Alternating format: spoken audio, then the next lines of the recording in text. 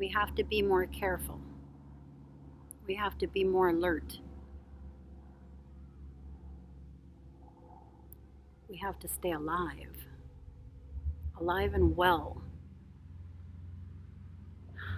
There are always the two sides to the coin in a duality system. What the light is doing and what the dark is doing. What I am doing and what those who would oppose me are doing. The dark can be very tricky. It can also be very alluring. I made a mistake at the onset of my awakening.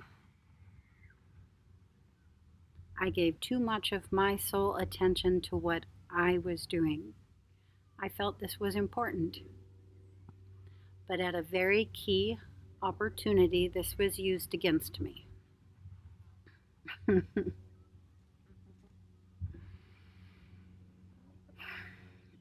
I usually don't do videos like this. This one may turn out to be very different than anything that you've ever seen from me. I don't know.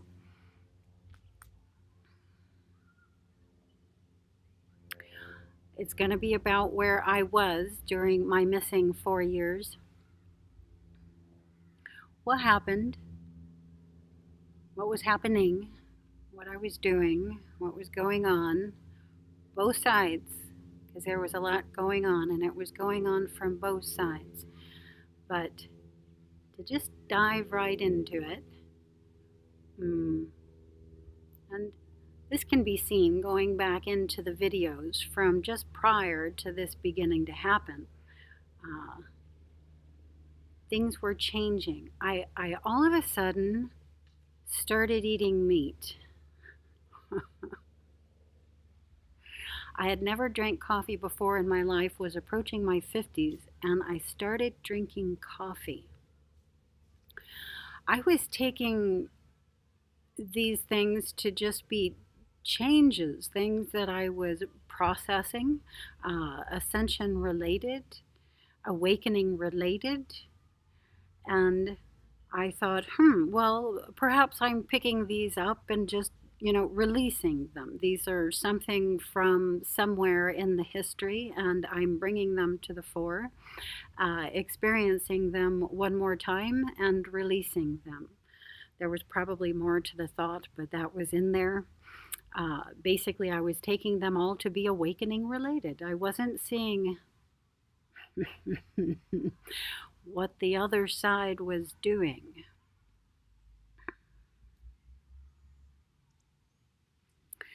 At that same time, I was helping my care client at the time with her passing, with her transition from this life experience. I was also helping my pup, Charlie Brown, with the same. And after all of this was complete, care client had made her transition. My Charlie had made his transition. My energy was very low. I was in a depression, and it was an energy that I wasn't familiar with. Quite literally, depression is the as polar antithesis to the antithesis of my energy as you can get. I have always been a neutral but happy person. I always woke up well, always woke up happy, always woke up with energy on the sunny side of the bed, so to speak. That was me. I had never experienced depression before in my life. So one, I didn't see what was happening. I could see that something was happening, but I couldn't identify it because I had never really experienced it before. And so I was in this new energy. And in this new energy, it came time to, again, find a place to live. As a care worker working in the private spectrum in people's homes, I often have to look for a new place to live, especially if I've been working a position that required me to live in or just do an extensive amount of 24-hour shifts. Uh, and I just didn't have the energy to do it. In California, looking for a place to live is the absolute most horrendous experience ever. There is nothing worse than having to look for a place to live in California, especially when you have to keep doing it, especially when you're, a middle class person working on, low wages and trying to make that work in the state of California, or rents, of course, are, ridiculous. $3,000 for a one-bedroom apartment a month. So anyway, I was in this depressed energy. In the depressed energy, I just didn't want to do it again, and so I didn't. I started sleeping in my car, and I did this for 4 years, almost 4 years.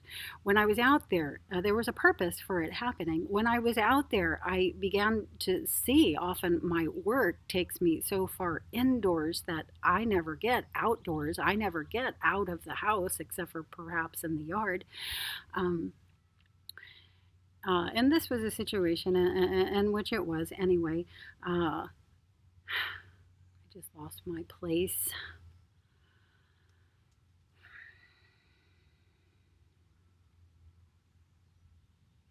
I started sleeping in my car. I also didn't want to go right back to work for pay, to back to the conditional. I couldn't do the box anymore. And the buildings in California are just so old, so full of mold, so putrid, so horrible. I mean, I didn't want to go in. Uh, I didn't want to go back to conditional work. And so I started sleeping in the car. And while I was out there, I started seeing what was happening with society. I was seeing the people on the bottom rungs of the ladder of society, so to speak, falling out onto the streets. Now, the homeless situation in Santa Monica, in the area of LA in which I was living for that decade, was always the case. The homeless situation there is very high, probably because it's a temperate climate most of the year round. And there's a lot of money there, and so the homeless can get by. But I had never seen it to the degree that I was now. And this year, it must be 2014 as this is happening. So I decided I would just start taking care of them. I'm a care worker, that's what I do. And it's always been my job to feed people. I picked up that job when my folks were divorced at age 4, and began having to wake up in the morning to cook breakfast for my brothers and sisters before we got off to school. It was just a role that came to me early, and that has always been a part of my life. And so I started feeding with my money. Everything was my money to begin with.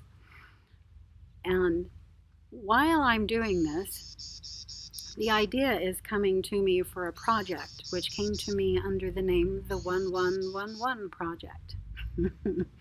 Aptly fitting. It's on Facebook. The page is still there, although that service is complete. We have a group where we still meet and put through sustainable ideas and ways of helping other people, things like this. And that idea was to bring the idea of a collective where I wasn't the only one taking care of this great many people, but where there was potentially a collection of people, and we would assist those who we would.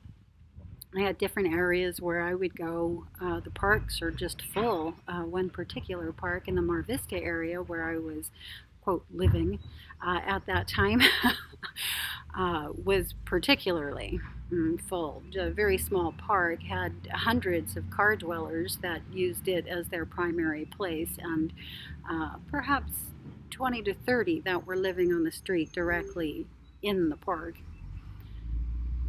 And they became the ones I started helping. And so that's what I did for a period of time. I didn't have a schedule. I woke when I wanted to. I started feeling myself again.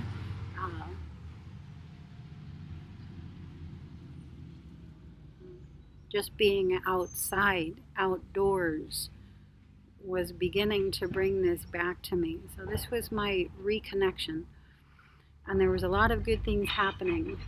And the light, I, was doing what I was doing in that situation.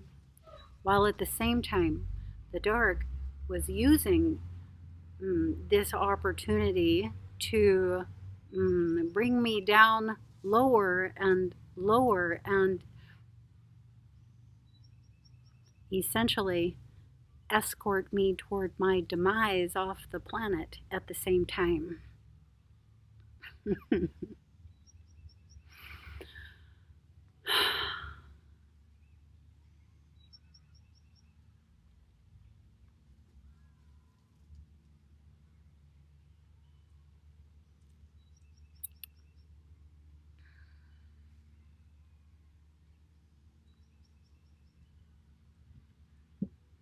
Being in a car is, of course, no more healthy than being in the dilapidated building boxes. Bye, Mom. Drive safe.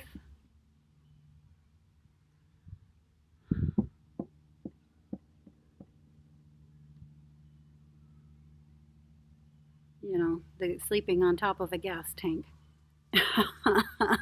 did what it did to my system as well. I wasn't as careful as I could have been with the people that I was assisting. A part of what I did was supply companionship to people who most people would never stop and speak with. And I would sit and I would bring food and I would eat with them and, of course, hug them and let them know that someone was thinking of them and things like this. But that close connection did bring to me the situation of bed bugs,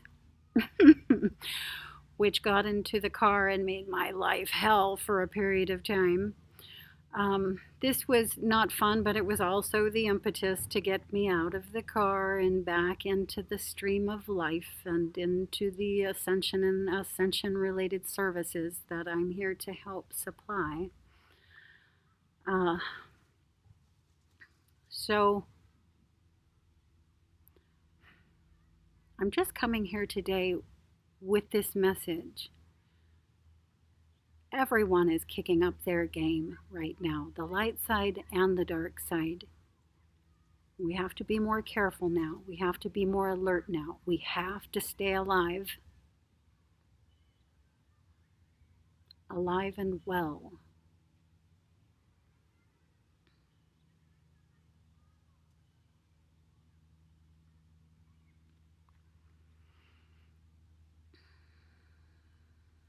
I'm doing it.